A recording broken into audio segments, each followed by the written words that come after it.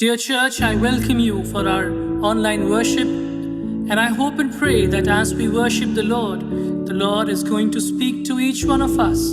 He's going to hear and answer our prayers. Let us then begin our worship. If had not been God who was on our side, the troubles of our world would have swallowed us whole. If it had not been God who was on our side, the sorrows of our times would have swept us away.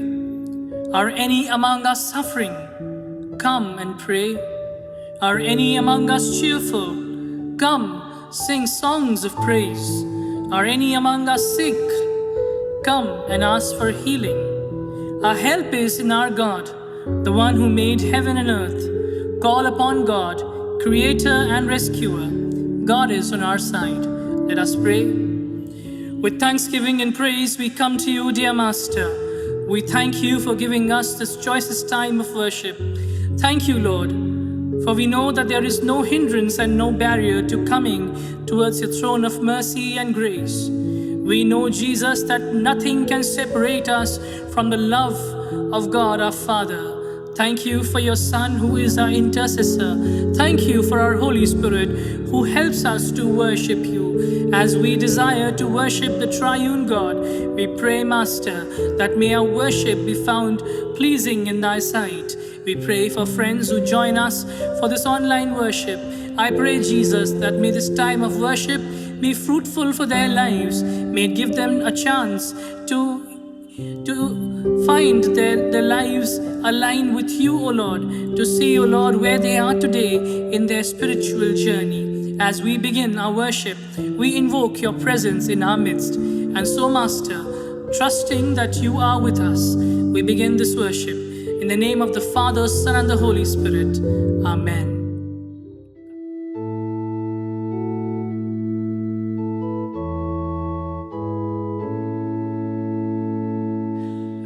Expands the heart for cooling streams when heated in the chase. So longs my soul, O God, for thee, and thy refreshing grace. For thee, my God, the living God, my thirsty soul doth pine. Oh, where shall I behold thy face, thou majesty divine? Why, restless why cast down my soul? Hope still, and thou shalt sing the praise of Him who is thy God, thy health's eternal spring. To Father, Son, and Holy Ghost, the God whom we adore, be glory as it was, is now, and shall be evermore.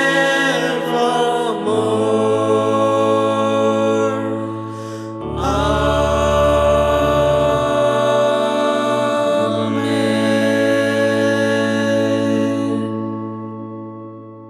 Let us affirm our faith by joining in the Apostles' Creed. Let us unite in this historic confession of the Christian faith. I believe in God the Father Almighty, the maker of heaven and earth, and in Jesus Christ, his only Son, our Lord, who was conceived by the Holy Spirit, born of the Virgin Mary, suffered under Pontius Pilate, was crucified, dead, and buried. The third day he rose from the dead. He ascended into heaven and sitteth at the right hand of God the Father Almighty. From thence he shall come to judge the quick and the dead. I believe in the Holy Spirit, the Holy Catholic Church, the communion of saints, the forgiveness of sins, the resurrection of the body, and the life everlasting. Amen.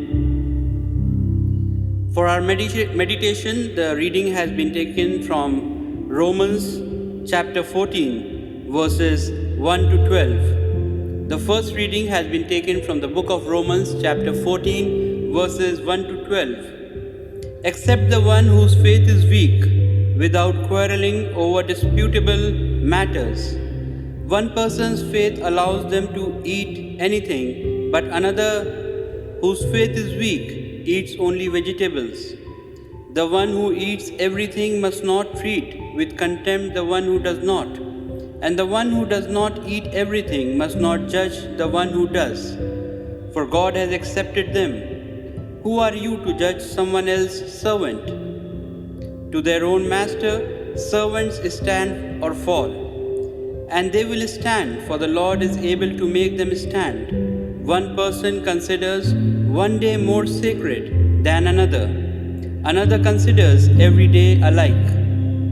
Each of them should be fully convinced in their own mind. Whoever regards one day as special does so to the Lord. Whoever eats meat does to the Lord, for they give thanks to God.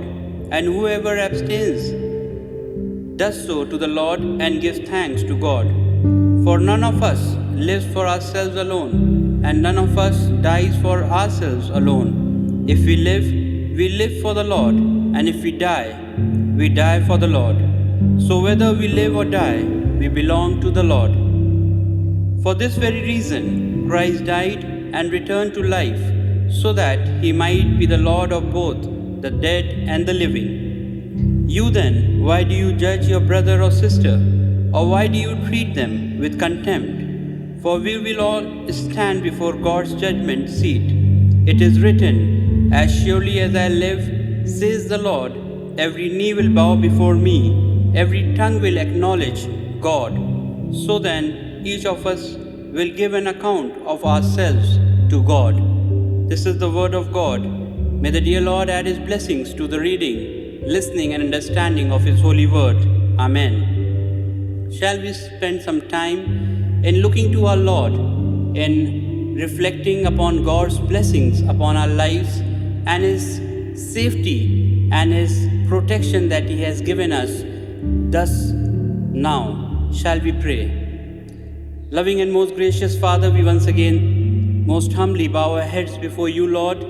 We come to your throne of great mercies, Lord, with thanksgiving in our hearts once again, O Father, as you have given us this privilege and, Heavenly Father, this time of thanking you, O Lord, as a community, as a church, Father. We thank you for every person, Heavenly Father, who is attending this worship at this moment, Heavenly Father. Bless our lives, O Lord. We bring our petitions of thanksgiving unto you, O Lord, for all your protection, for all your safety, and for all your providence, Heavenly Father, that you have kept with us till date, O Lord. Heavenly Father, we thank you for our church at large, O Lord, for guiding our church, O Lord, through our church leaders, our bishops, Heavenly Father, the district superintendent and pastors, and deaconesses, Heavenly Father, and deacons and lay preachers, O Lord, and other wings of the church that function, Heavenly Father, to educate people in your word, O Lord, so that people may know the revelation that comes to our lives through your word, O Father. Heavenly Father, we pray for the protection of our church at large, O Lord, and especially for those people, Heavenly Father, who preach and go in remote areas, in villages, O Father. Heavenly Father, help them and protect them, Lord, so that, Heavenly Father, the seeds that they sow in such areas, Heavenly Father, may bring forth many good fruits for our nation, O Lord, and not only for our nation, for the world, O Lord, so that this world may know you. Heavenly Father, may know the Creator who has created every human being and everything that exists below the skies, Heavenly Father. Heavenly Father, we once again thank you especially for our congregation, O Lord, and on behalf of all the members of our church, we thank you, Heavenly Father, for every life that you have protected and kept safe, Heavenly Father. Jesus, bless every member of our church, O Lord, all the elder, younger, and children, Heavenly Father. We commit them into your hand and your care, O Lord, so that, Heavenly Father, we may continuously worship you, continuously talk to you, Heavenly Father, and look forward to see each other, Heavenly Father, under one roof in your holy temple, O Lord, in the days to come, O Lord. Heavenly Father, we once again pray especially for all those members of our church and for all those who are attending this worship, who have celebrated their birthdays and anniversaries, Heavenly Father, and who have come across any other blessing that you have blessed them, Heavenly Father, whether in a personal way or in their family way, O Lord. Heavenly Father, we thank you for every life that you touch, Heavenly Father. Jesus, every honor and every good blessing we owe to you, O Lord, that comes to our life, O Father. Heavenly Father, we once again commit every one into your hand. We especially commit our pastor of the church, O Lord, his family, Heavenly Father, his household, O Lord, as he has dedicated his life for your service, O Lord. Bless him and keep him safe. Heavenly Father, the worships that we plan, O Lord, with our church youth, O Lord, we thank you for such life that you have brought to your church, O Lord, who contribute, Heavenly Father, in the way you want them to, Heavenly Father. We pray for their talents, O Lord. We pray for their lives. We pray for their instruments, Heavenly Father, that they use for this worship, O Lord Jesus. We thank you. Your blessings are beyond our expectations, O Lord, but you have blessed us, Heavenly Father, in a very different way, O Lord. We thank you during these tough times also, Lord, because of all these things, O Lord, because of our children, O Lord, because of our church prayers, O Lord, you have made it possible that we can worship you online, Heavenly Father, with our fellow brothers and sisters, O Lord. Heavenly Father, we especially pray for those people, Heavenly Father, who are suffering during these tough days of Corona pandemic, O Lord. And especially we pray for all those who are young, Heavenly Father, who have lost their jobs, O Lord, and who are going through various depressions, O Lord. Heavenly Father, we pray for such lives, O Lord. We know, Lord, that you uphold us, O Lord, in our tough days, O Lord, in our tough times also, Lord. You have wondrous and great plans for our lives, O Lord.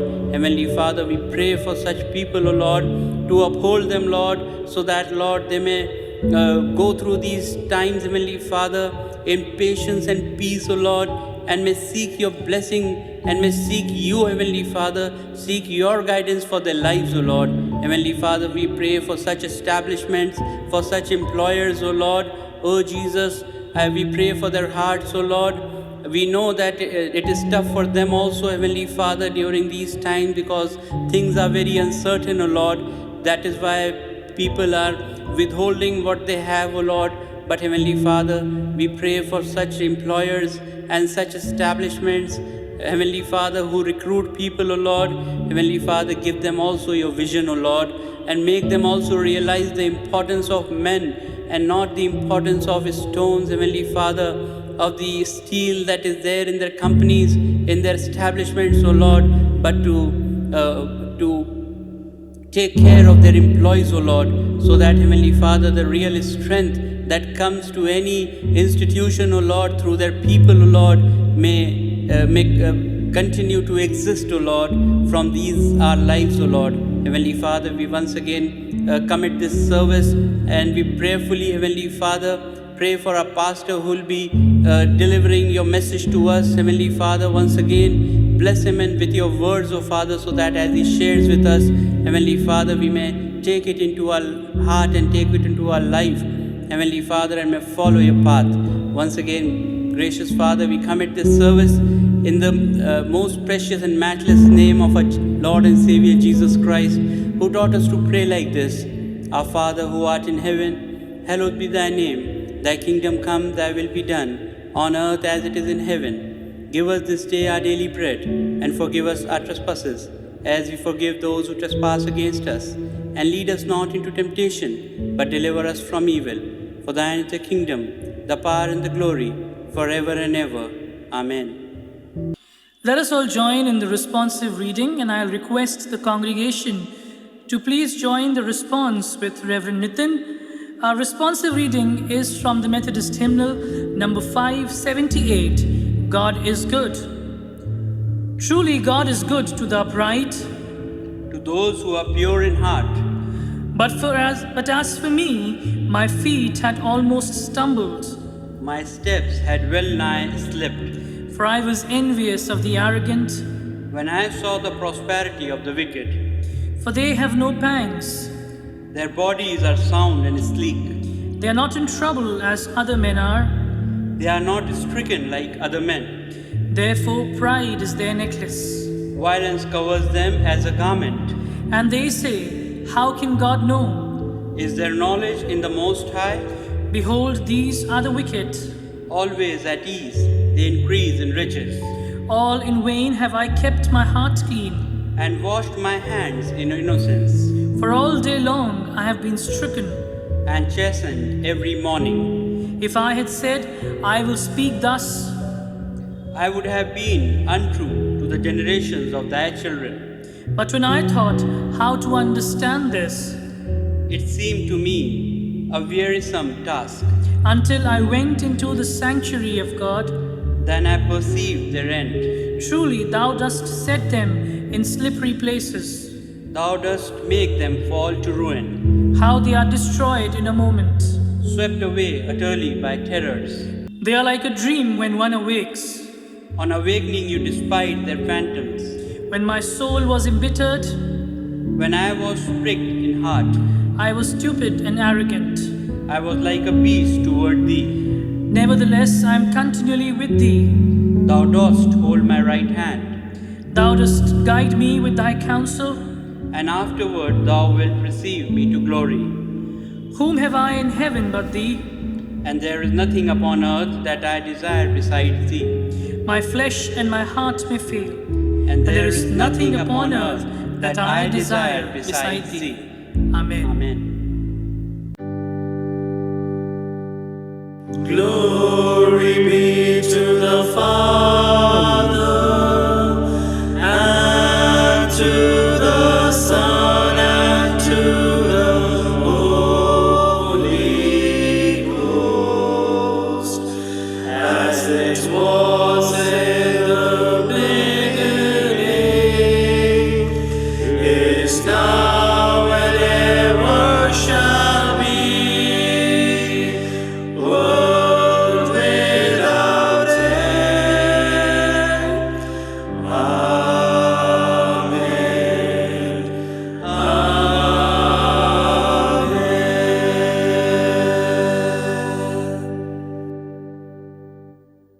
The Gospel reading for our meditation has been taken from St. Matthew chapter 18 verses 21 to 35. Then Peter came to Jesus and asked, Lord, how many times shall I forgive my brother or sister who sins against me? Up to 7 times? Jesus answered, I tell you, not 7 times, but 77 times. Therefore the kingdom of heaven is like a king who wanted to settle accounts with his servants. As he began the settlement, a man who owed him 10,000 bags of gold was brought to him. Since he was not able to pay, the master ordered that he and his wife and his children and all that he had be sold to repay the debt. At this, the servant fell on his knees before him. Be patient with me, he begged, and I will pay back everything. The servant's master took pity on him, cancelled the debt, and let him go. But when that servant went out, he found one of his fellow servants who owed him 100 silver coins. He grabbed him and began to choke him. Pay back what you owe me, he demanded. His fellow servant fell to his knees and begged him, Be patient with me, and I will pay it back. But he refused. Instead, he went off and had the man thrown into prison until he could pay the debt.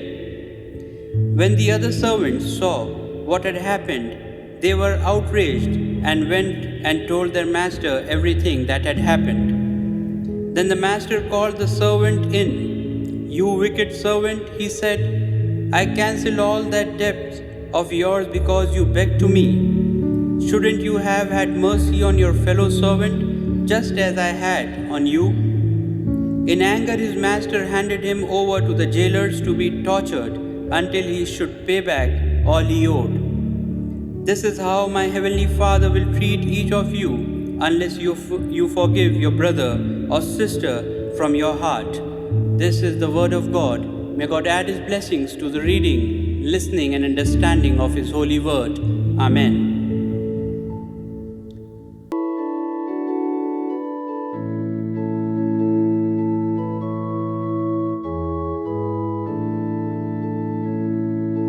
Take the name of Jesus with you, child of sorrow and of woe. It will joy and comfort give you. Take it then wherever you go. Precious name, oh how sweet, hope of earth and joy of heaven. Precious name, oh how sweet, hope of earth and joy of heaven. Take the name of Jesus ever, as a child from every snare. If temptations round you gather, breathe that holy name in prayer. Precious name, oh how sweet, hope of earth and joy of heaven. Precious name, oh how sweet, hope of earth and joy of heaven. Oh, the precious name of Jesus, how it thrills our souls with joy. All the favor of the Father, in this name we enjoy. Precious name, oh how sweet, hope of earth and joy of heaven. Precious name, oh how sweet, hope of earth and joy of heaven. At the name of Jesus bowing, falling prostrate at his feet, claim his victory over evil and the enemy to flee. Precious name, oh how sweet, hope of earth and joy of heaven. Precious name, oh how sweet, hope of earth and joy of heaven.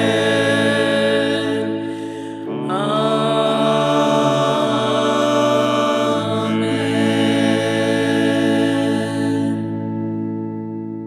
Let us thank God for giving us the joy of giving from our bounty that we have received.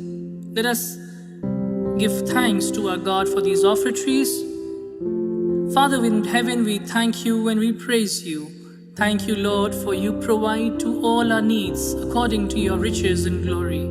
Thank you, Master, for considering us and for showing your compassion towards us. Father, we are confident of this, Jesus, that even though we are going through the toughest of times that the world has seen, yet, Master, we have seen that your mercy and your compassion has extended to our lives. And Father, your mercy and your compassion continue to strengthen and empower us. Lord, we thank you, for you have taken care of all our needs in this time when people have lost jobs, in times when, Lord, sickness has happened. Yet, Lord, your eyes of favor and mercy and compassion have been upon us.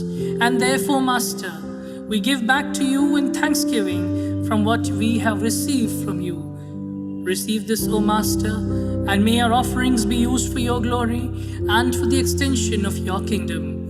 As we prepare ourselves to hear your voice, I pray, Father, that may you open our ears and our hearts, that we may respond to the call of the gospel and may align our lives accordingly. Thank you, Lord, for hearing our prayers, for we ask this through Christ our Lord and Master. Amen. I thank and praise God who has given me yet another opportunity to share God's word with you. This morning, as I stand before you to bring His holy word, I want to talk about the kingdom way. For if following Christ would have been easy, I'm certain all would have done that. If taking up the cross would have been easy, I'm sure there wouldn't have been deserters. And so, my message for today is the kingdom way. And that's my sermon title also, Let Us Know the Kingdom Way. In my earlier messages, I have spoken on the following, that following Jesus involves a great cost. I have said that there is difficulty in following Jesus. In one of my messages, I spoke about the constant struggle a believer faces, and I titled it as the struggle between the spiritual and the carnal. And as we tried to get more glimpses of the kingdom of God, I spoke about embracing the leadership of our Master. Now let me say this, and this is going to be the theme or the understanding of our message today, that real spiritualism lies when we translate our faith into practical settings or our everyday living. Remember, our responses make a lot of difference.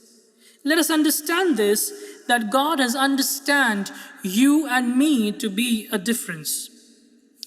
To illustrate my point further, let me begin my message for today with a story. There were two brothers once. Both were excellent farmers. They were now advanced in their years, and for 50 years or so, they had enjoyed not just brotherhood, but camaraderie, friendship, and there was no rivalry even as far as trade was concerned. This happened one day that there was a minor dispute. Sadly, the dispute blew into great proportions, and this can happen between anybody. Sadly, it just dragged on. And the problem was that soon it followed with an angry exchange of words, and then there were weeks of silence. The older brother was deeply infuriated by the actions of the younger brother, and so he wanted to teach his younger brother a lesson. And so there was a carpenter who was working on his area, and he called up the carpenter and he asked him, he said, "Why don't you build with these trees that we have, these bamboo trees, a huge 10 feet long fence?" The carpenter took the tools, but he did not care to answer back. The following day, the younger brother saw a magnificent bridge that was built over between their farmlands. He rushed to meet his elder brother to seek forgiveness. As the elder brother came out, he was surprised and amazed at the work of the carpenter. He called the carpenter to express his gratitude. Friends, there are very few who build bridges. Most people only build walls. And therefore, the first thing, keeping this example in mind, I want to talk about today is God has called you and me to build bridges. And the first thing I want to talk about is using the readings from Romans chapter 14, verses 1 to 6, building bridges, destroying barriers. This chapter begins with Paul dealing with the continually confronting problem of the church. He says that the stronger Christians must welcome those who are not so strong in their faith. They should not bombard them with continued criticism. Often, a very good Christian churchgoer is seen to be irritable, so full of ridicule and contempt for a weak church friend. Dear brothers and sisters, the fact that God is closer to us, the fact that we have a strong communion with God, should make us more humble. You know, there is a great difference between religiosity and between being a righteous or a spiritual person. A religious person does not fail to keep a ritual or an observance. A righteous person desires to do what is right in the eyes of God. When Christ enters our lives, God wants us to move away from religiosity towards embracing spiritualism, whereby when a brother of us who is weak or is new in faith, we do not look down upon them, but rather we uphold them. We do not get irritated with their failings, but rather we persevere with them. We do not see them with contempt, but rather with love, remembering that I too was so full of sin, that I too so had my share of weakness, but it was God's mercy in my life that the Lord saved me. And as the Lord wants us to build bridges and destroy barriers, and as I said, the Lord wants us, we who are growing with the Lord, every day of our life to uphold a brother, the next thing that the Lord wants us to do is, and this is for which I want us to go into the background of the second verse. Now let us understand the food habits, because in the ancient times, religions observed strict food laws. The Jews also did the same. If you read Leviticus chapter 11, you find a big list of creatures which they can or they may not eat. Even within the church, there are conservatives and liberals, people who judge others according to food habits, people who judge others according to lifestyle. Anything that creates a divide is not what the Lord enjoys. Yes, there must be zero tolerance towards sin, but that never gives us the opportunity of condemning a brother in faith. Let us understand this, dear brothers and sisters, that judgment and condemnation belongs to the Lord alone. You and I have been forgiven. You and I have found mercy. And because you and I have found mercy, and because you and I have been forgiven, you and I are also expected to do the same. These food laws did not cause unity among people, but was a reason for great divide within them.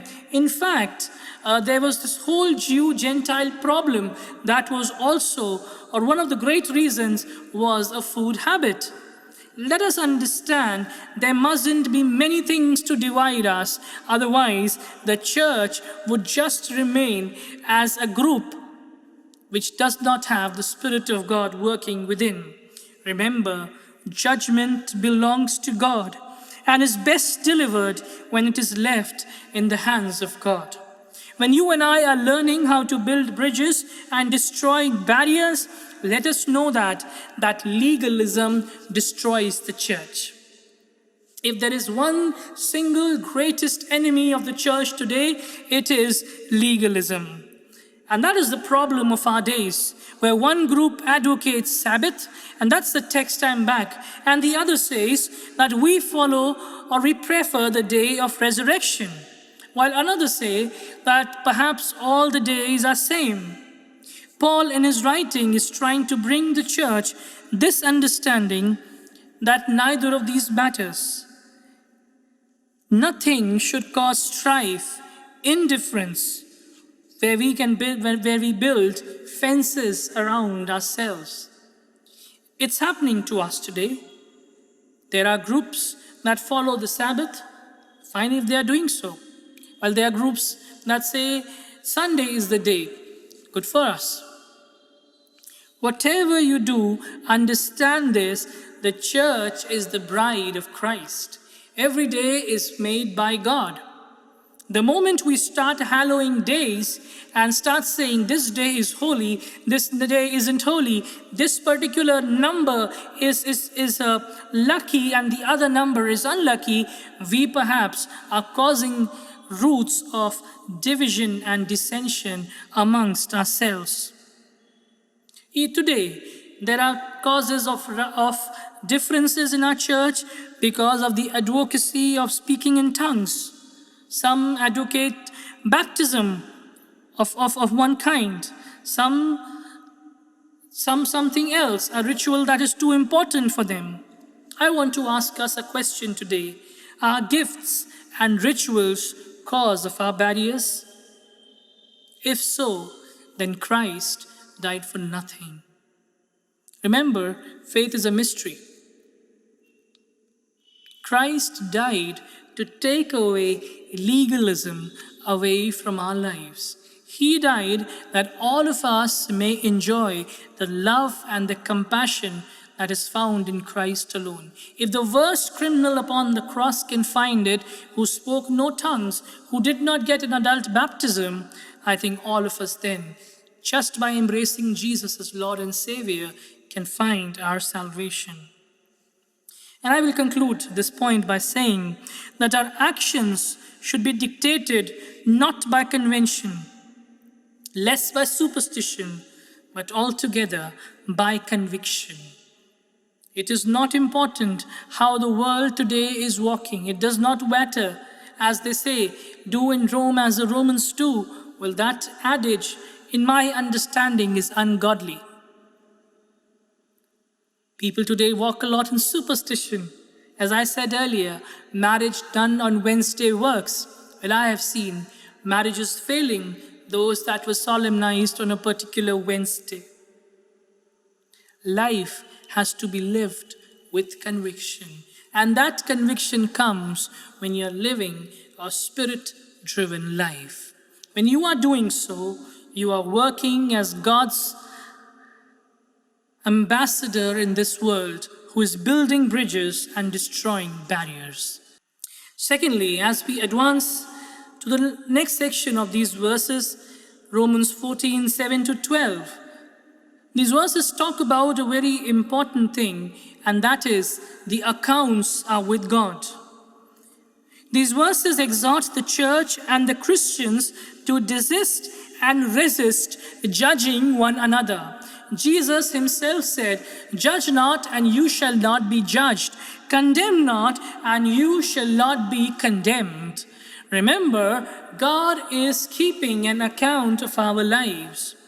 There's a Hindi song which says, "Khul jayengi kitabein jab bhi hisab hoga, insaf ka tarazu Yeshu ke haath hoga." And that day will come when God will be the righteous judge. And the Bible talks about that the judge that Jesus is the one who judges his people with equity. He is not like the judges of this world who deliver a justice that is partisan. And therefore, let us leave wrath and judgment in the hands of God. But let us love people, for that is what we have received from our Lord. Remember this, that the redemptive death of the Lord is a message to all Christians who no longer are held in contempt. And because Christ has redeemed us from contempt, we cannot hold anyone in contempt either. Remember, the accounts are with God. If you have been forgiven, remember you are called to forgive. Thirdly and finally, the kingdom way is the way of forgiveness. For this, I'm using the gospel reading from Matthew 18, 21 to 35. This section is a continuation of Jesus' instruction that begin in Matthew 17, 14 to 21. There, the instructions are on faith. The next section is the instruction concerning his death. And then the next is the instruction concerning responsibility towards government. Then there are instructions concerning humility. Then there are instructions concerning offenses. Then there are instructions concerning discipline, and in this section, the instruction from Jesus is about discipline. The church owes a lot to Saint Peter, and certainly for a Bible reader, Peter's impetuosity often helps us. It helps us to understand critical matters. Peter wasn't asking a baseless question when he says, "How many times must I forgive?" For it was a rabbinic teaching to forgive 3 times. In fact, if you read the prophetic book of Amos, you have the biblical proof which says 3 times it is right to forgive, but your sins are 4th time. Jesus then tells the kingdom way. As we understand what it means to build bridges and to break barriers, as we know that the accounts are with God, now it is important to understand that the kingdom way is the way of forgiveness. And so Jesus, to demonstrate a heavenly truth, tells a very important parable. In this parable, there is a servant who owes 10,000 talents to his master.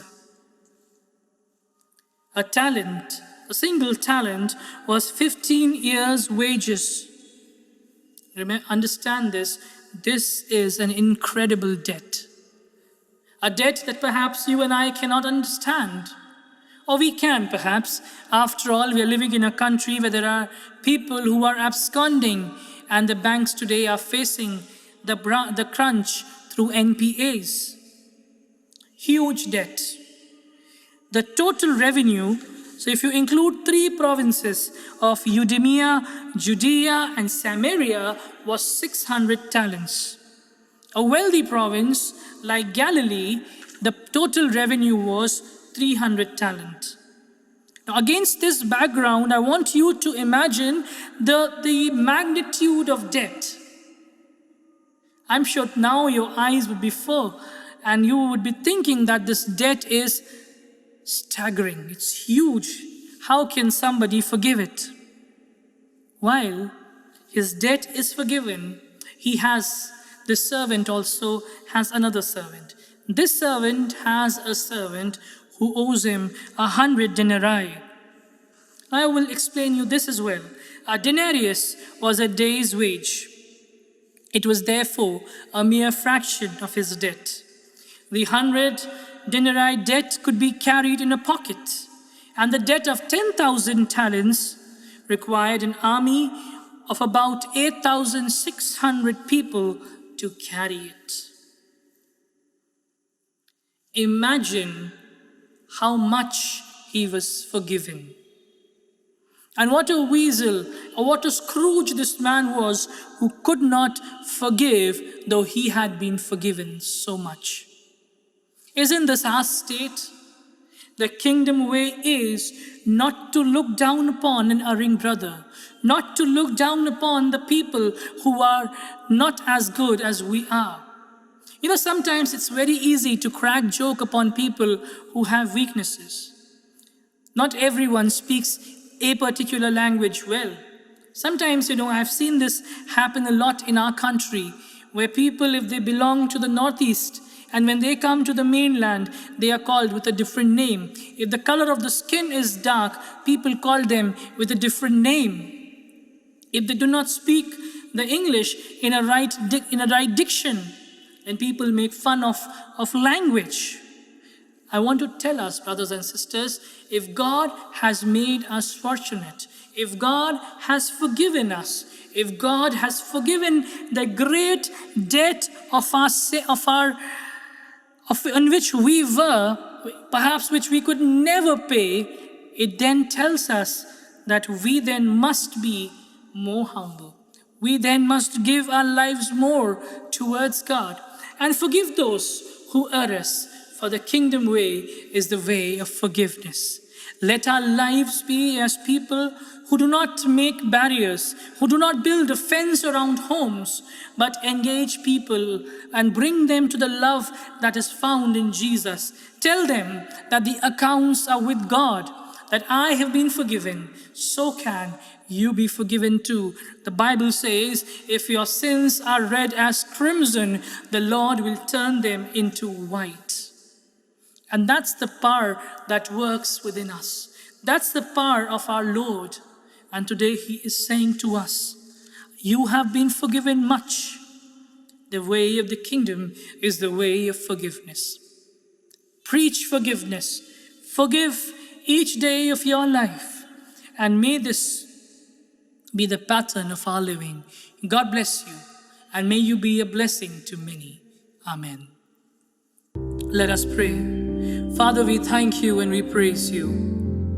For Lord, you have taught us how to build bridges when there's a huge gulf that comes in between. Truly, Lord, there was a gulf that separated us from your love, and we could never ever experience your love, your compassion, and your forgiveness for our lives if not your Son had taken the place on the cross, a place that truly belonged to us. For Father, we should have been condemned, for this is what we deserve for our sins. Yet you, out of your mercy, your love for us, sent your Son to die on our behalf.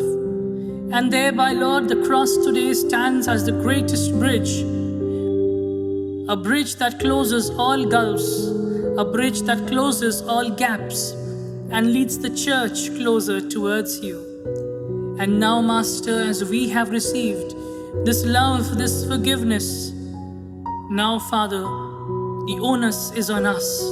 For you see us, Master, as bridge builders, as people who would now work to usher and lead more people into the kingdom way, into the way of the Lord. And therefore, Master, I pray that may you make us kingdom partners and not kingdom hinderers, that our lives be utilized for your glory. And help us then, Jesus, to lead a life where we may practice forgiving those who trespassed against us, not just in our prayers, but through our daily living. Enable us, O Master, to not be scrupulous of other people's wrongs. Help us, O Master, to get rid of our irritability, of our critical lifestyle, the fact that, Father, we look upon people with suspicion and criticism. But I pray, Jesus, that may we know that because we have been loved, that we have been forgiven, we too, O Master, may extend this love, this forgiveness to the lives of your people. Thank you, Jesus, for speaking to us through your word. May your word continue to enlighten and empower us, and may it continue to lead us in the direction for which you have called us. Until we meet again, Father, enable us to be waymakers of our Master. For we ask this through Jesus Christ, our Lord and Master. Amen. God has created all things. God has rescued us from sin and suffering. Let us go forth seeking to be on God's side. Jesus Christ finds us when we wander far from God. Let us go forth seeking to be on God's side. The Holy Spirit empowers us to welcome all into the reign of God's love. Let us go forth seeking to be on God's side, bringing the love of Christ everywhere we go. Amen. Praise God from whom all blessings flow.